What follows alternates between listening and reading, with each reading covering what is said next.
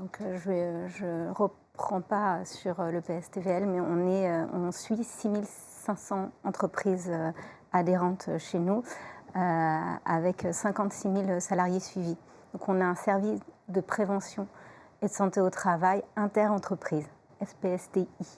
Voilà. Je repars quand même de la base, donc on n'est plus médecine du travail depuis très longtemps, je tiens à le préciser, on est passé service de santé au travail et depuis le 2 août 2021, on a acquis un P, le P de prévention, et ça met toute la dimension dans laquelle nous travaillons maintenant, c'est-à-dire dans une dimension de prévention. On est passé d'une logique de réparation à une logique vraiment de culture prévention. Donc, il y a nos missions qui sont énoncées là, sur le côté de l'article 46.22 du Code du travail. Je ne vais pas toutes les citer, mais toutes ces missions, elles contribuent à aider sur la lutte sur les AT et les maladies professionnelles. On est en particulier un partenaire des TPE et PME. C'est 80% de notre suivi. Donc c'est vrai que ces TPE et PME, ils n'ont pas forcément de ressources dédiées 100% prévention. Alors des fois, ils ont un salarié désigné compétent, mais des fois, pas forcément, on espère. Mais du coup, le service de santé, le service de prévention et santé au travail est là pour accompagner en particulier ces petites entreprises. On est une équipe pluridisciplinaire, le préventeur n'agit jamais seul. On a des médecins, des infirmiers, des préventeurs, des ergonomes, toxicologues, plein d'acteurs en prévention.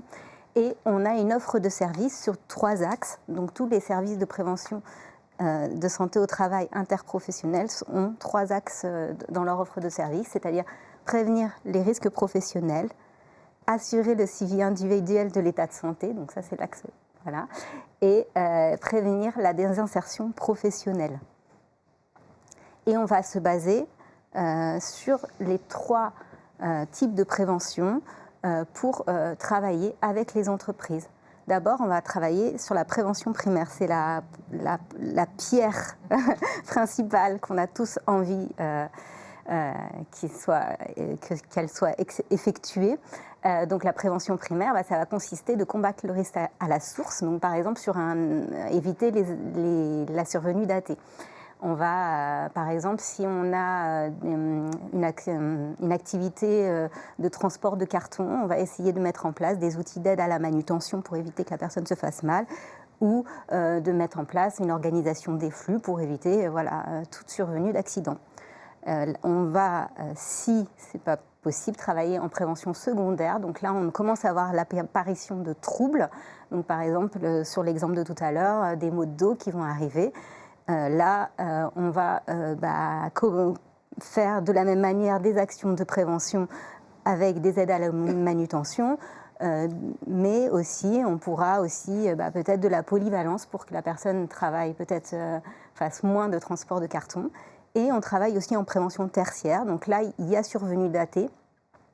La personne, elle s'est fait mal au dos, elle a un arrêt longue durée, elle ne peut plus revenir au poste. Et donc là, on va travailler pour favoriser soit le retour en emploi ou dans l'emploi, donc essayer qu'elle puisse se maintenir dans le travail. Donc on intervient avant AT. Ça, c'est le plus important, ce qu'on a envie de faire. Et après, s'il y a accident de travail, on intervient en court terme. On n'est pas le SAMU, on n'intervient pas quand il y a accident. On intervient en court terme, un petit peu après, ou à moyen terme. Avant AT, on va essayer de travailler avec les entreprises, en premier lieu avec la fiche d'entreprise. La fiche d'entreprise, c'est le premier document ou le premier lien qu'on a avec l'entreprise. C'est celle qui va nous permettre en fait, de faire un repérage des risques, une identification des situations dangereuses. Et elle va permettre de donner des conseils à l'entreprise pour qu'il améliore la prévention et qu'il puisse mettre en place des actions, soit techniques, soit organisationnelles, soit... Après, on accompagne aussi sur le document unique, donc ça, on en a déjà parlé, donc travailler avec les entreprises sur leur plan d'action pour qu'ils puissent mettre en place des actions avant qu'il arrive des accidents. On fait des études assez spécifiques sur ergonomique, chimique, voilà, pour que les entreprises puissent mettre en place des actions spécifiques sur certaines études de poste, sur certaines entreprises, sur certaines, je suis en train de me mélanger, sur certaines activités. L'entreprise a identifié l'activité, donc là on peut accompagner l'entreprise là-dessus. Et après, on peut aussi sensibiliser sur l'arbre des causes. Donc apprendre à travailler sur les accidents de travail avant qu'il en arrive. Après, s'il y a AT, donc après AT, on travaille soit en court terme, soit en moyen terme. Donc en court terme, on peut être présent en CSE via l'équipe médicale. On peut accompagner sur l'arbre des causes pour avoir un regard extérieur, voilà, si il y a besoin.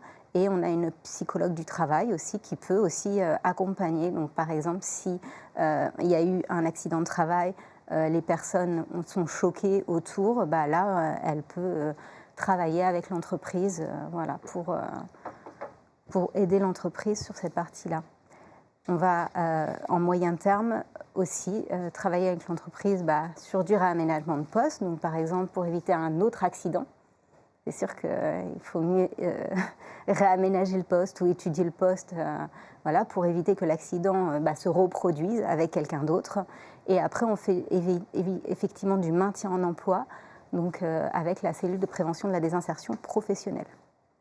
Bien sûr, l'activité médicale est aussi présente, avec visite de préventrice, etc. Bon, ça, je ne le détaille pas ici. Donc, l'approche en SPSTI, elle sera toujours collective et collaborative. Le préventeur n'agit jamais seul, il agira toujours avec les acteurs du SPSTI et avec l'entreprise. C'est un regard croisé qui permet d'avoir une action efficace. Petit exemple. Donc, je vous parle d'une industrie agroalimentaire que j'ai suivie, qui utilisait de l'acide nitrique pour le nettoyage. Donc, plusieurs petits accidents de brûlure chimique et des gros accidents de brûlure chimique au niveau des pieds, des mains, projection dans les yeux. Donc, voilà, multitude de petites choses et aussi des grosses brûlures aux pieds. Donc, l'entreprise nous dit que la substitution est difficile. Voilà l'activité. Donc, on voit transport de seaux ouverts, donc l'acide nitrique en seau ouvert, remplissage des cuves. Donc, le salarié monte l'escalier, va transférer dans les cuves et vidange des cuves à sec. Le point de départ, ça va être lors d'une visite médicale. Donc c'est très important quand les personnes vont en visite médicale de parler en fait de leur activité de travail parce que c'est là où on va faire le premier repérage. Donc là, il y a eu un repérage du médecin en l'occurrence qui a vu comme quoi il y avait des petits incidents et aussi un accident de brûlure au pied. On est allé réaliser la fiche d'entreprise. Le préventeur a repéré ces AT et on a commencé à échanger avec le médecin du travail pour faire une intervention dans l'entreprise. En particulier, donc, la première demande qu'on a effectuée, c'est on a aidé à évaluer les fiches de données de sécurité de l'entreprise et on a regardé voilà, si les produits correspondants ils étaient dangereux, pas dangereux, voilà, qu'est-ce qu'on pouvait mettre en place. Donc on a travaillé sur plusieurs étapes d'accompagnement, donc analyse des FDS, sensibilisation aux risques chimiques des salariés et on est allé faire une observation du poste de nettoyage. On a travaillé après via un atelier collaboratif. C'est comme ça qu'il faut travailler sur les accidents de travail parce que c'est comme ça qu'on arrive à trouver des solutions. Donc avec les opérateurs, avec là il y avait un QHSE, avec l'équipe du SPSTI, donc là il y avait moi plus un infirmier. Et donc on a pu faire un retour sur ces accidents. Et donc on a pu co-construire des pistes d'amélioration sur ce poste de nettoyage. On a mis plusieurs solutions, donc des solutions organisationnelles, par exemple l'optimisation des flux pour éviter le transport, la révision des procédures.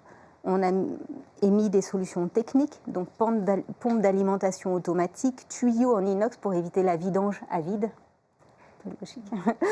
Et effectivement des solutions humaines, la formation est très importante aussi.